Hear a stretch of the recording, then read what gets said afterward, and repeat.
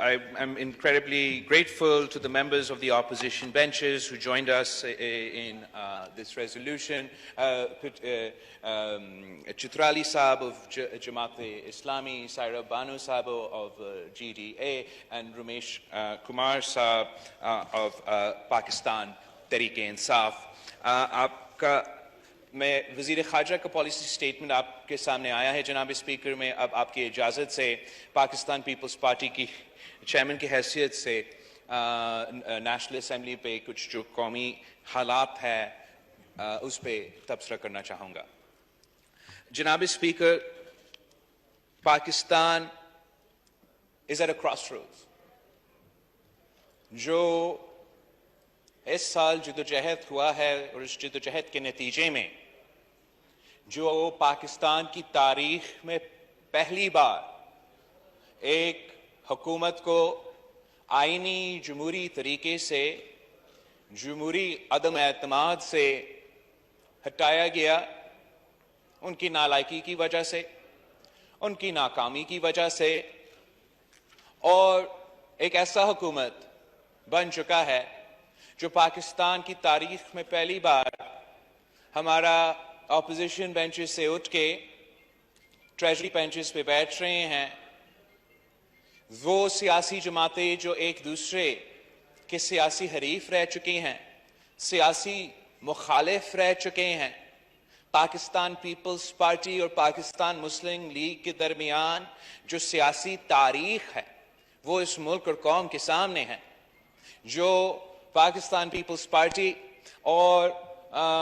मुत्तहिदा कौमी मूवमेंट पाकिस्तान के दरमियान सियासी इख्तलाफात रहे हैं वो इस मुल्क की सियासी तारीख का हिस्सा है। बलोचिस्तान अवामी पार्टी हो या बलोचिस्तान BNP हो, ये क्या कोई ये सोच सकता था कि दोनों इत्तेहादी एक ही हुकूमत का हिस्सा होते हमारे साथ साथ? जैसे जनाब हमारा बख्ती साहब जमहूरी वतन पार्टी का नुमाइंदा करते हुए, मोहसिन दावर साहब नेशनल डेमोक्रेटिक मूवमेंट और साबिक कबायली इलाकों के नुमाइंदा करते हुए, अवामी नेशनल पार्टी, पाकिस्तान मुस्लिम लीग क्यू के कुछ नुमाइंदे सब मिलके ये हुकूमत संभाल रहे हैं जनाब स्पीकर। तो हमने क्यों ये वजन अपने खंडों पे लिया है? ये सिर्फ तब होते हैं, ऐसे हालात सिर्फ तब बनते हैं जब मुल्क और कौम सीवियर क्राइसिस के मुकाबला कर रहे हैं। जंगी हालात हो तो फिर ऐसे सियासी हालात हो सकते हैं। जंग और इमरजेंसी जैसे मैदान हो तो फिर सियासी मुखालिफिन एक दूसरे के खिलाफ जो सियासी एतराजात है वो साइड पर रख के नेशनल इंटरेस्ट के सोचते हुए इस किस्म की जिम्मेदारी उठाते हैं। और जो पाकिस्तान की तारीख ने बहुत मुश्किलात देखी हैं, आज हम एक बहुत ही यूनिक सिचुएशन में हैं। इसलिए हर फ्रंट पे क्राइसिस है। जहां हम देखें एक बहरान है, और जितना ही बुरा, जितना ही मुश्किल हम उन बेंचेस पे बैठ के समझ रहे थे कि हालात पहुंच चुके थे,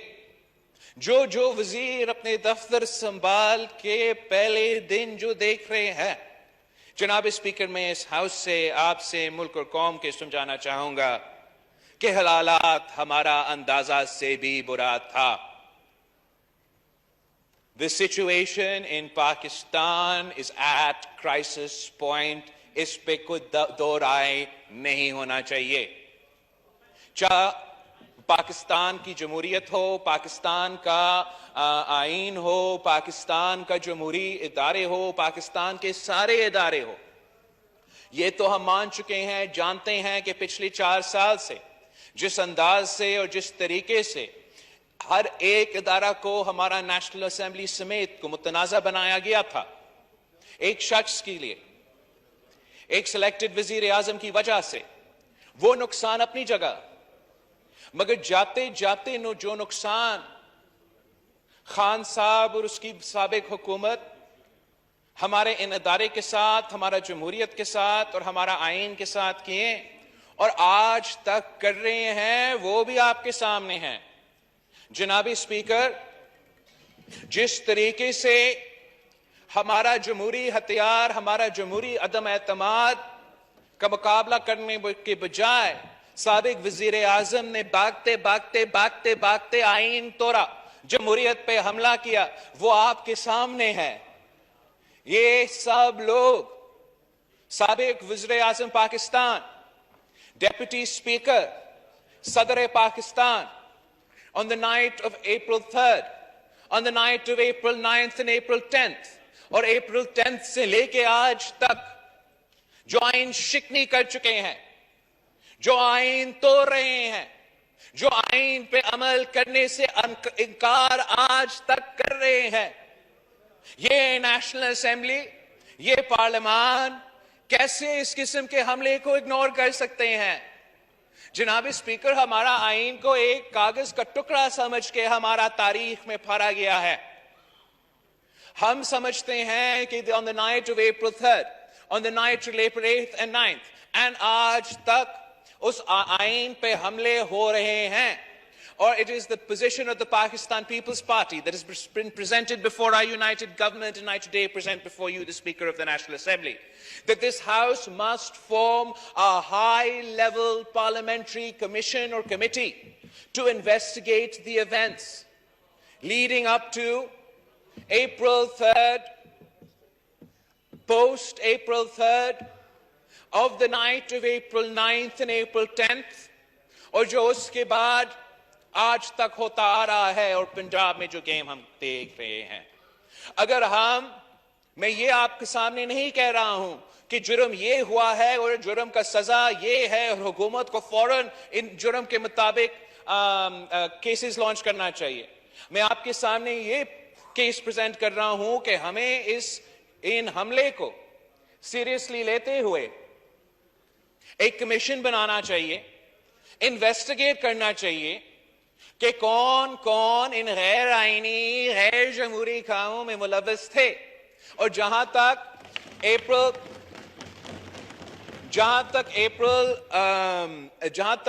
3rd کی انسیڈنس ہے, وہاں تو سپریم کورٹ نے اپنا فیصلہ میں صاف بتا دیا کہ غیر آئینی کام ہوا تھا. لیکن آگے جا کے جس طریقے سے ان کورٹس کے آرڈرز پہ عمل نہیں ہو رہا تھا, اور جو بھی وہ تسلسل تھا, جس طریقے سے اس سابق حکومت نے اس مقابلہ سے, جمہوری مقابلہ سے بھاگتے ہوئے آئین اور جمہوریت پہ حملہ کیا, جناب speaker, the people of Pakistan expect accountability. and اگر ہم چاہتے ہیں کہ ہمارا جمہوریت کا ترقی ہو, اگر ہم چاہتے ہیں کہ اس ہاؤس کا عزت بحال ہو, تو we have to investigate.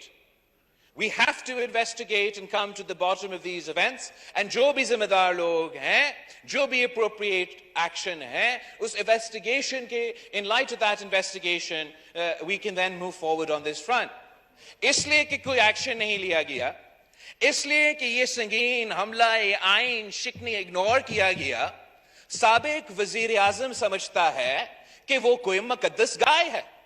اور مقدس گائے بن کر ملک اور قوم, ملک کے کونے کونے میں پھر رہا ہے, اور ایسے حملے کر رہے ہیں جو نہ تو سیاست اپنی جگہ, ہمارا قومی انٹرسٹ کے خلاف ہے, ہمارا آئین کے خلاف ہے, ہمارا انٹرنیشنل سٹینڈنگ پہ حملے ہیں, ہمارا معاشی صورتحال سے ان قسم کے ایکشن سے, اس قسم کے پولیٹیکل انسٹیبلٹی سے نقصان ہی پہنچے گا. اور یہ کیوں سمجھتا ہے کہ وہ مقدس گائے ہے؟ وہ اس لیے سمجھتے ہیں کہ مقدس گائے ہیں کہ آج تک اسی ایک سلیکٹڈ کے خلاف کوئی قدم نہیں اٹھایا گیا. آپ نے, ہم سب نے یہ اگنور کیا کہ 2018 کے الیکشنز میں ملک کے بدترین دھاندلی کے تھرو, ہمارا ادارے کے حملے کی وجہ سے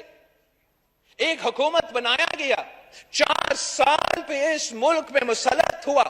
معیشت کو تباہ کیا, کیا, خارجہ سطح پہ پاکستان کو آئسولیٹ کیا, آئین, جمہوریت, انسانی حقوق, معاشی حقوق پہ حملہ کرتے آئے, صوبے کے حقوق پہ ڈاکے مارتے رہے, بجلی کا بحران پیدا ہوا جہاں بجلی بحران نہیں تھا, پانی کا سنگین بحران پیدا کیا گیا, اور آج تک چولستان ہو, سندھ ہو, بلوچستان ہو, ہمارا جو فوڈ سیکیورٹی سچویشن ہے جناب اسپیکر, ان جیو پولیٹیکل ایونٹس سے پہلے ہی مشکل لگ رہے تھے.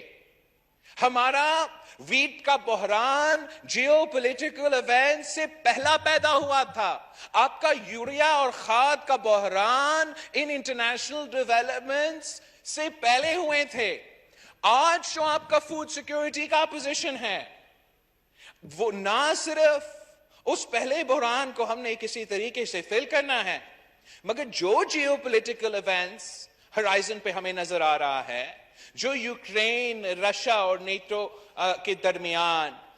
ایک سچویشن پیدا ہوا ہے, اس کی وجہ سے مزید مشکلات کا سامنا کرنا پڑے گا آپ کو, پاکستان کو, اس ریجن کو, پوری دنیا کو.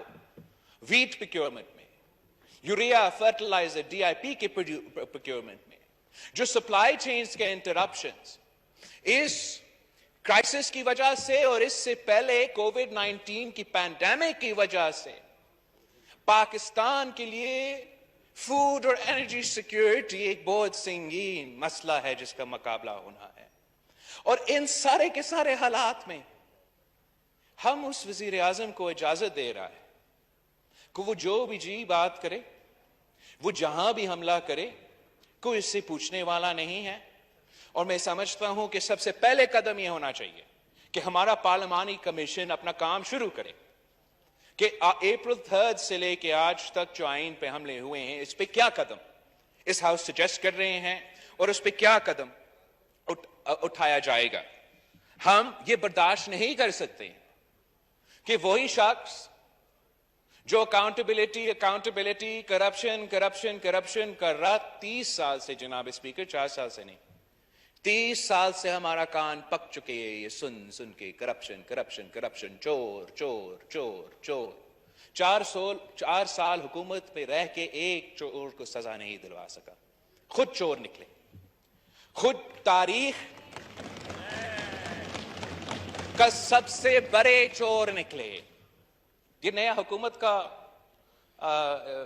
ہمارا تو ورژن نہیں ہے, یہ ٹرانسپیرنسی انٹرنیشنل کے مطابق جو کرپشن پچھلے 4 سال میں ہوا ہے, پاکستان کی تاریخ میں اس کے مقابلہ نہیں کر سکتا. جو ہم نے دیکھے کہ وزیر اعظم اور خاتون اول کے جو ارد گرد لوگ تھے, وہ 4 سال کے اندر ارب پتی بن چکے ہیں. جس وزارت میں اب دیکھے irregularities ہے, کرپشن ہے. کوئی وزیر اعظم سے پوچھے کہ آپ کے اور خاتون اول کے جو دوست ہے ان کے ویلتھ میں اتنا اضافہ کیسے ہوا. کوئی وزیر اعظم سے پوچھے کہ وہی شخص جو اس عہدہ سنبھالنے سے پہلے وہی وزیر اعظم کا اپنا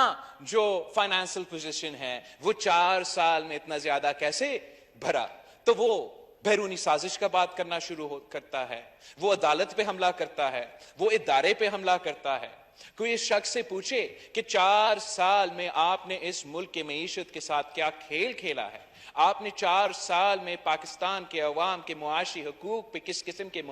ڈاکے ڈالے ہیں. کوئی اس شخص سے پوچھے کہ پاکستان کو آپ نے کیسے اور کیوں انٹرنیشنل فورمز پہ اپنا ضد کی وجہ سے, اپنا انا کی وجہ سے, آپ کا اپنا سیاست کی وجہ سے اتنا نقصان پہنچایا ہے. تو وہ جواب میں جھوٹ کہتا ہے, جواب میں حملہ آور ہوتا ہے. اور حملہ آور کس پہ؟ اس ادارہ پہ یا کسی اور ادارہ پہ. اس تسلسل کو ہمیں روکنا پڑے گا, اس قدم کو ہمیں روکنا پڑے گا. سیاسی طریقے سے عوام کو سمجھانا پڑے گا, اور جمہوری طریقے سے جناب اسپیکر اس ہاؤس کو اپنا رول پلے کرنا پڑے گا, عدالت کو اپنا رول پلے کرنا پڑے گا, سارے ادارے کو اپنے رول پلے کرنے پڑیں گے تاکہ ہم آئینی راستے اپنائیں. پاکستان پیپلز پارٹی جب اپوزیشن میں تھا تو ہمارا یہ پورا کوشش تھا کہ ہم اپوزیشن کرے, سخت ترین اپوزیشن کرے, मगर आईनी जमहूरी और कानून के दायरे में रह के ऑपोजिशन करे, और हम अपने ऑपोजिशन के दोस्तों को भी समझाते रहे कि एक्सट्रीम पोजीशंस पाकिस्तान पीपल्स पार्टी नहीं ले सकती, एक्सट्रीम मौक़िफ़ पाकिस्तान पीपल्स पार्टी नहीं ले सकती। और पाकिस्तान पीपल्स पार्टी ये समझती है कि आप अपना एहतजाज भी करें, जमहूरी हमला भी करें, जमहूरी पार्लियामान में रह के इनके खिलाफ कदम उठाए और आप जीत सकते हैं। और ये जमहूरियत की कामयाबी था, ये आइन की कामयाबी था। एक ऐसा तारीखी प्रेसिडेंट सेट हो चुका जिसके नतीजे में आगे जाके 100 दिनों की धरने के बजाय, अदारे पे फिजिकल हमले के बजाय एक जमहूरी तरीके अपनाया जाता, और ना सिर्फ साबिक वजीर आजम के खिलाफ, लेकिन आइंदा अगर ऐसा कोई वजीर आजम आए जो नाकाम रहे, ना अहल रहे, अपने ओहदा संभाले के लायक ना रहे, तो एक जमहूरी आईनी तरीका है इस हाउस के लिए उसको हटाने के लिए। मगर खान साहब का और पीटीआई का रिएक्शन क्या रहा है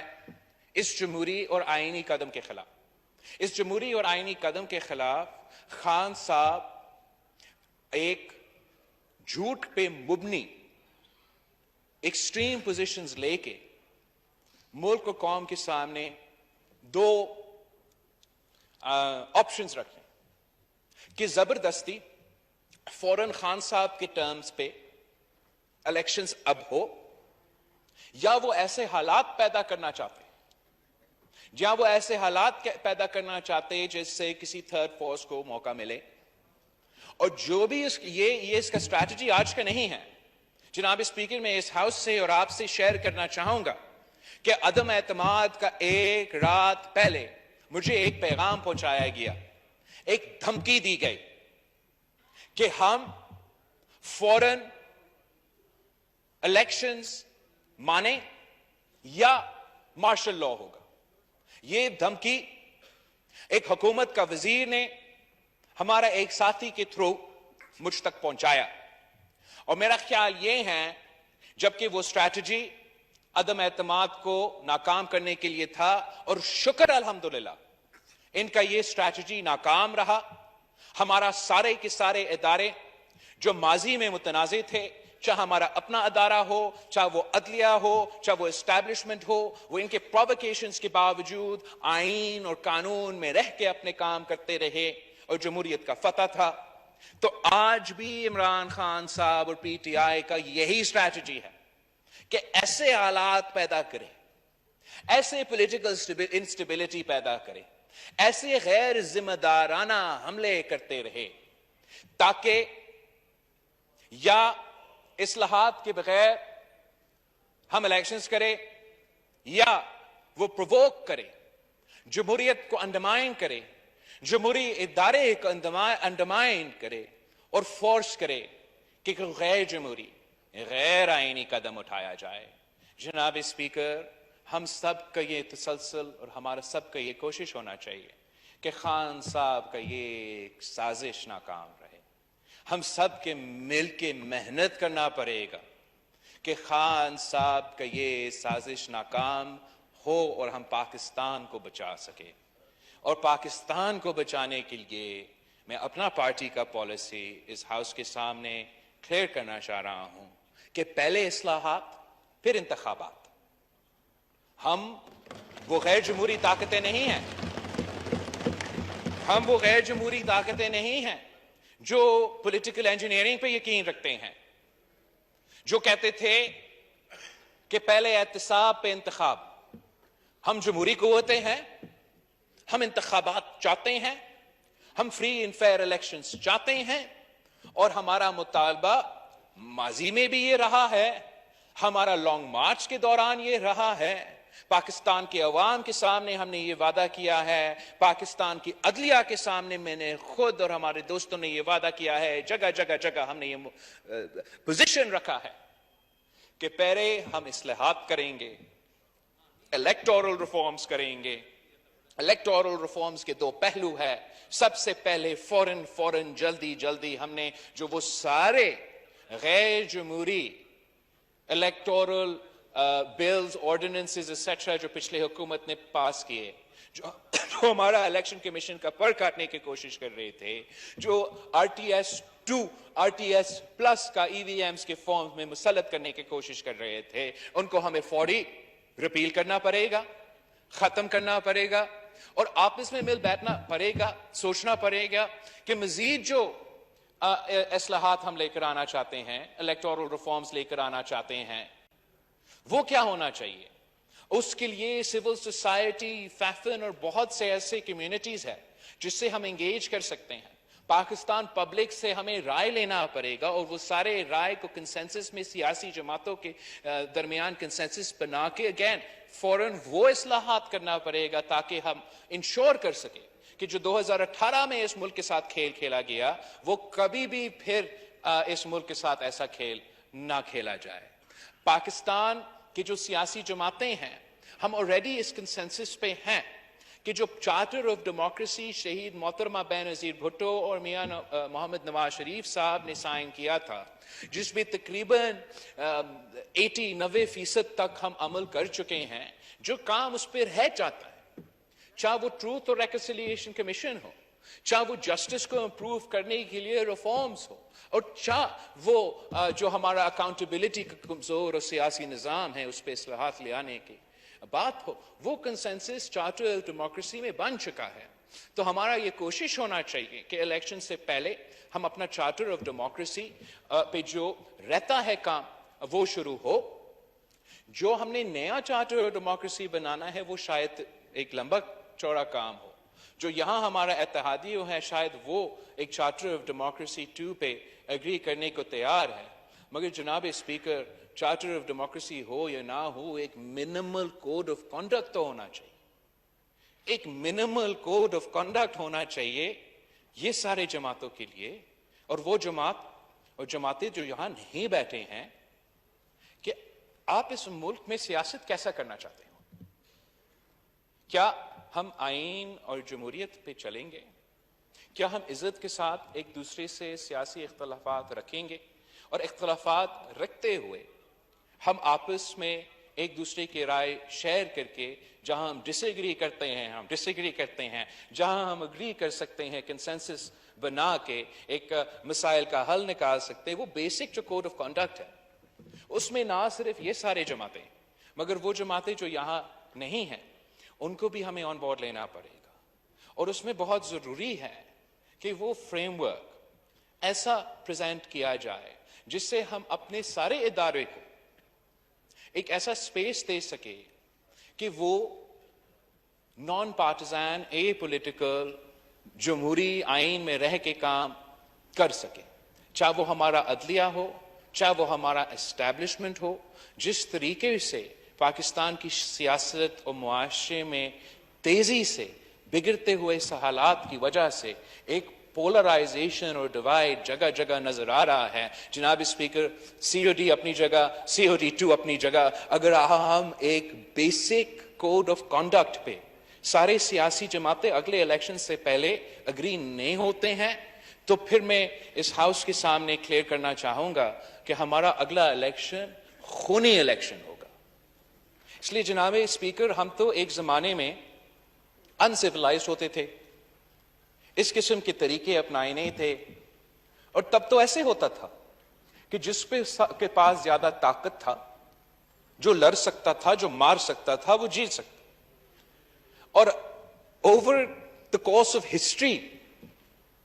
civilized nations adopted institutions, norms, rules, laws and constitutions ताकि लड़ने के बजाय हम अपने मसले इस किस्म के इदारे और मुख्तलिफ इदारे और तरीके से थ्रू हल करें। और अनफॉर्चुनेटली हम वही पोजीशन पे वापस जा रहे हैं जहां हमारे इदारे और इस मसले से निकलने के लिए कि जो तरीकेकार है, जो फॉरम्स है, उनका ना कोई इज्जत रहा है, ना कोई तरीकेकार रहा है। No one is willing to follow the rules of the game. और जब हम इधर बैठने के लिए तैयार नहीं हैं, जब हम जमहूरियत, इलेक्शंस और जमहूरी तरीके पे यकीन और एतमाद रखने के लिए तैयार नहीं है, तो रहता क्या है? रहता यह है कि आप भी बंदूक उठाएं, मैं भी बंदूक उठाऊं और देखते हैं कौन जीतते हैं कौन नहीं जीता। ये हालात बनते जा रहे हैं पाकिस्तान में, और ये एक वफाकी निजाम है हमारा, اسلامی جمہوری وفاقی نظام. اینڈ اگر ہم نے سب اس ملک میں رہ کے، اس سسٹم میں رہ کے، جی کے، آگے جا کے ان سارے مشکلات کا مقابلہ کرنا ہے، تو ہم سب کو، سیاسی جماعتوں کو آپس میں، میڈیا کو، عدالت، دوسرے جو ہمارے ادارے ہیں، ہمیں ایک بیسک کوڈ آف کانڈکٹ کو اپنانا پڑے گا تاکہ ہم مل کے پاکستان کو سنبھال سکے اور پاکستان کو ان مشکلات سے نکال سکے. جناب اسپیکر، آپ کا بہت شکریہ.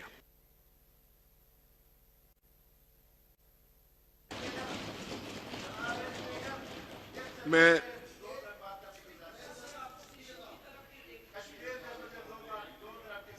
دیکھیں، ایک بات ہم سب پر واضح ہونی چاہیے اور اس پہ دو رائے